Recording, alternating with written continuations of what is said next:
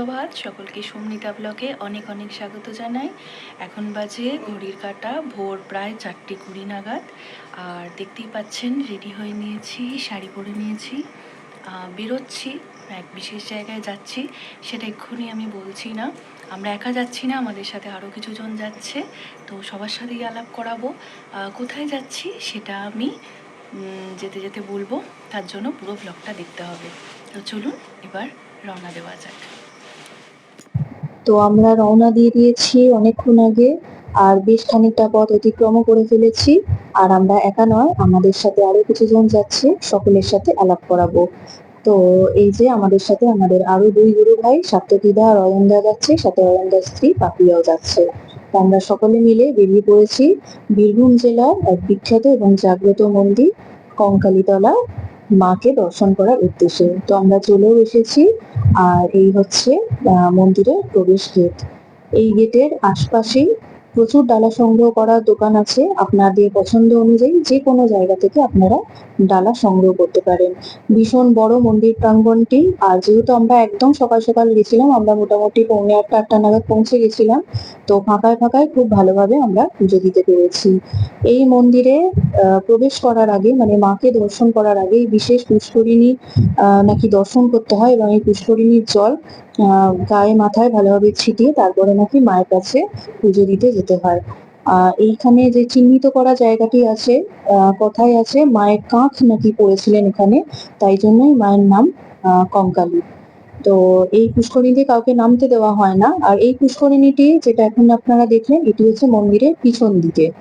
আর এই হচ্ছে এখন আপনাদের সাথে আমি শেয়ার করছি ভোগ প্রসাদ গ্রহণ করার জায়গা, ভোগ মন্দির লেখাই রয়েছে। এখানে এসে মন্দির কমিটির কাউকের সাথে যোগাযোগ করলে ওনারা সঠিক সময় বলে দেবেন, এবং সম্ভবত 60 টাকা থেকে ভোগ প্রসাদ গ্রহণ করার ব্যবস্থা আছে। তো এখানে এসে মন্দির কমিটির সাথে যোগাযোগ করলে তারাই আপনাদেরকে সঠিক তথ্য দিতে পারবে। আর এখানে এক সুন্দর বটবৃক্ষ আছে, সেটাও আপনাদের সাথে শেয়ার করলাম। আর সোম দাঁড়িয়ে আছে, আর ও আমাকে বলে দিচ্ছে এই মন্দিরে আর একটা বিশেষত্ব রয়েছে। মন্দিরের চারপাশে খুব সুন্দর সতী মায়ের বিভিন্ন অঙ্গখণ্ড কোথায় কোথায় পড়েছে এবং কি কি নামে বিখ্যাত, সেটা খুব সুন্দর করে বর্ণনা করা আছে। তো আমাকে ওটাই বললো যে একটু ভালো করে এই মন্দির প্রাঙ্গণটি দর্শক বন্ধুদের দেখাও, যে কি সুন্দর করে বর্ণনা করা আছে। আর এই মন্দিরে পাশে টুকটাক দোকান আছে, আপনারা চাইলে কিছু কেনাকাটা করতেই পারেন। মহারাজ যারা আছেন, যারা আমাদেরকে পুজো করিয়েছেন, খুব ভালো। তবে দুঃখের বিষয় যে আমি মায়ের কোনো ছবি আপনাদের সাথে শেয়ার করতে পারলাম না, কারণ খুব কড়াভাবে নিষিদ্ধ। আর এখানে একটি রথ আপনারা দেখলেন, যেটি ভৈরব বাবার মন্দিরে যাওয়ার আগে পড়ে, আর তার আগে নাগা বাবার মন্দিরও পড়ে। আমাদের পরম সৌভাগ্য, মহারাজ যিনি ছিলেন আশ্রমে, তো উনি নিজেই আমাদেরকে ভেতরে ঢাকলেন। তো আমরা ভেতরে গেছিলাম, এবং খুব অদ্ভুত ব্যাপার, আমরা প্রথমবার এরকম জনি আকৃতির ধুনি দেখলাম।